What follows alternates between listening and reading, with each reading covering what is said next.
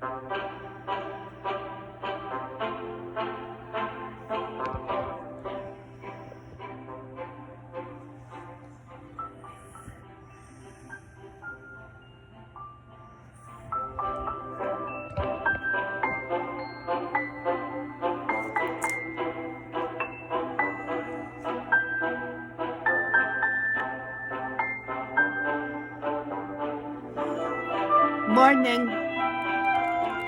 Tuesday, January 16th, 2024. It's about 6 o'clock in the morning. I went down an investigative rabbit hole this morning. I started working at about 10 after 5, and I'm now finally recording. Lots of things. A couple things I'm like, oh, this is cool. And then I kept reading and researching. I'm like, it's a family show. We're not going to go there. But that's okay. We are right now operating on a 2-hour delay thanks to the snowy precipitation outside, waiting for the call. If we go to a virtual day, it'll be by 7. So there's a bunch of teachers who are just like, let me know how I need to plan. And it's also the first day of our new semester. So it's a shortened period regardless, but I just need to know what I need to do. Hey, we will figure it out. Okay, and I've left my wireless mouse at school, so thank you, Aunt Patty, Christmas present. My wireless mouse is a Volkswagen Beetle. Woo! And it has lights on it. I see it reflecting off of things, and I'm like, what is that? So this day in history, 1605, the publication of Don Quixote, the novel by Miguel de Cervantes. Have you actually ever read the whole thing? It's longer than you think, Don Quixote. 1919, the 18th Amendment was ratified. That is prohibition. And this particular piece of legislation prevented, getting all my windows together for you, limited the sale, manufacture, and transportation of alcohol and alcoholic beverages. It does not have a provision for consumption, but you can't make it, you can't sell it, you can't move it. So that leads us to our first. You're learning so much through your daily dose of hype. So this reminded me of the 2002 film Road to Perdition, in which Tom Hanks plays a 1930s Depression era mobster, and the majority of bootlegged alcohol on the larger scale was done through organized crime. There's a Tommy connection. This day in history, 1992, the release of an album which most sources say it is the best-selling live album in history, in competition with Garth Brooks's double live album. But the majority of sources I found, 26 million albums sold, 6 Grammys. See if you can spot this one. Let's see if you can spot this one. Eric Clapton's Unplugged. Yes! I love this album so much. It was on repeat. Dad, thank you.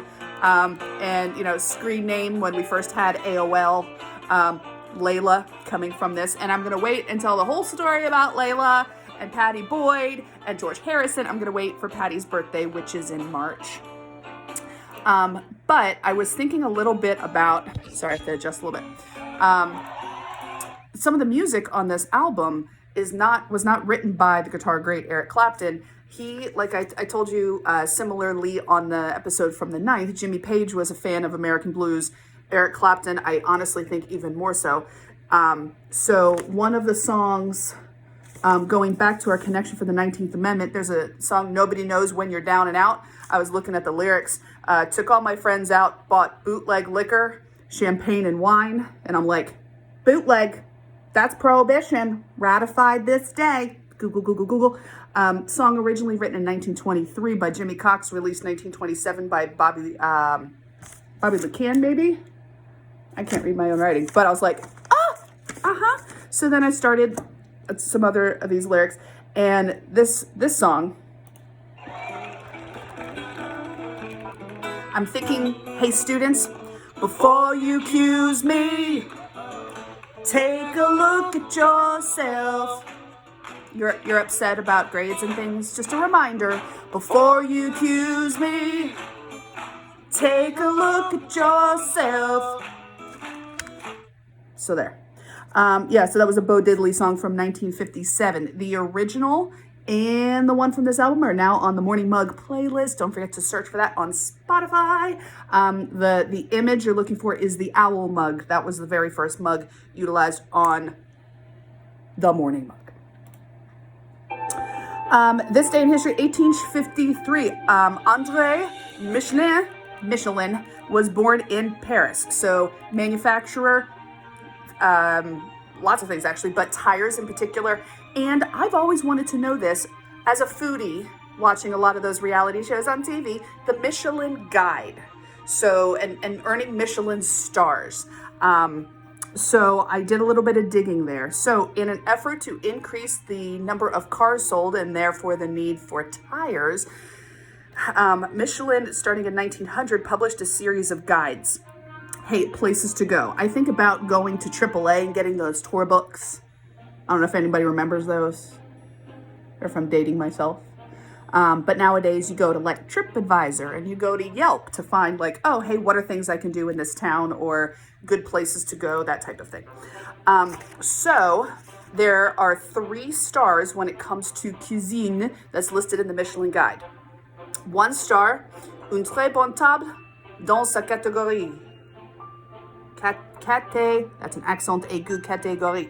Very good restaurant in its category, 1 star. 2 stars, table excellent, mérite un détour, meaning excellent cooking, worth a detour. Détour, it's fun to say with the road détour. 3 stars, un milieu table, vaut le voyage. Vaut le voyage, meaning worth a special journey. Hence the name of this episode, Vaut le voyage. Vaut le voyage. It's always worth a special journey, spending a few minutes of our day together. Yeah.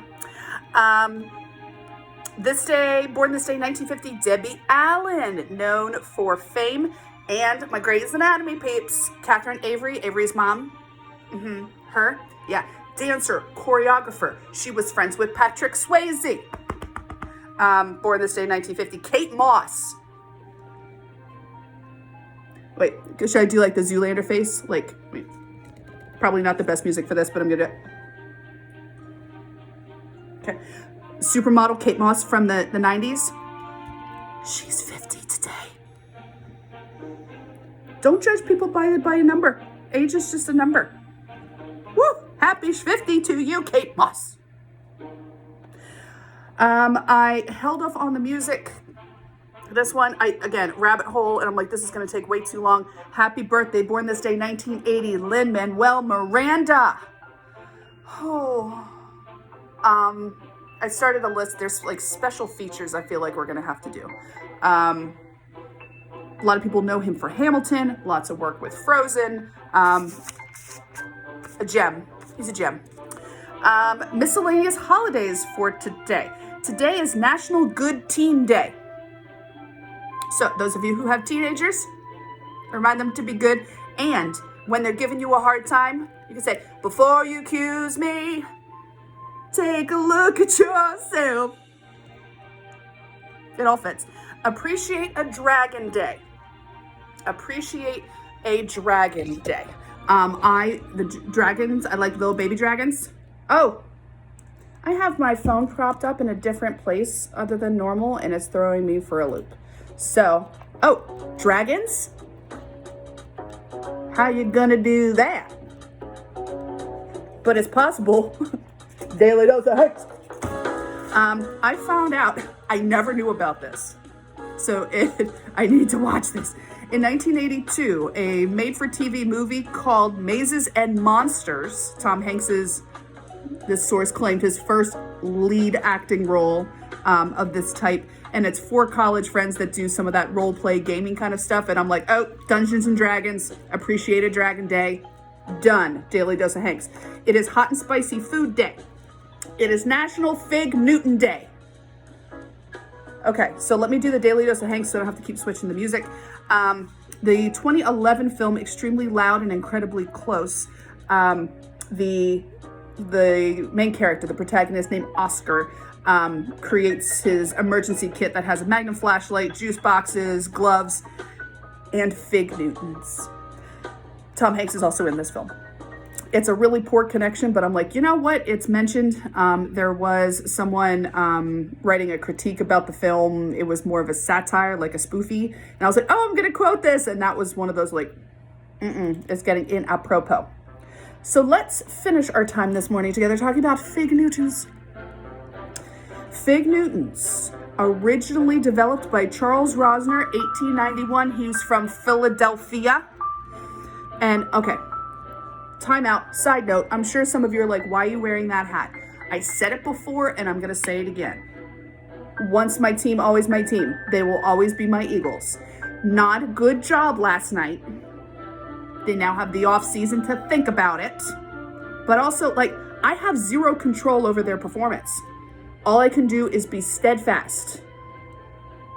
So I'm going to keep wearing my hat. And it's okay. It's all right. So had to get that out of there. But 1891, Philadelphia.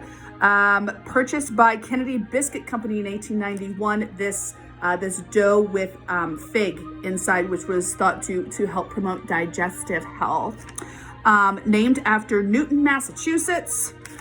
Standard flavor until 2012, and then they started introducing apple cinnamon and blueberry and cherry and mixed berry and strawberry and all of these other things. Whole wheat version as well, a fat-free version to go with the old staple. But like, if you get a pack of Fig Newtons, I'm good after like 2. They're not hateful. I don't dislike Fig Newtons, but eating them in large quantities, I've never had the desire. But so today, go get yourself some Fig Newts. If you're going out about in the snow. Remind your teens to be good teens, appreciate dragons. Before you accuse me, take a look at yourself. Enjoy the special journey, and we'll see how my new classes go. So until tomorrow, everybody, behave, be good, be kind, continue to wash your hands, recycle when appropriate. Bye. And Jazzy, let's see if she's moved in the last 12 minutes. Nope, not at all. She was already out playing in the snow this morning. Okay.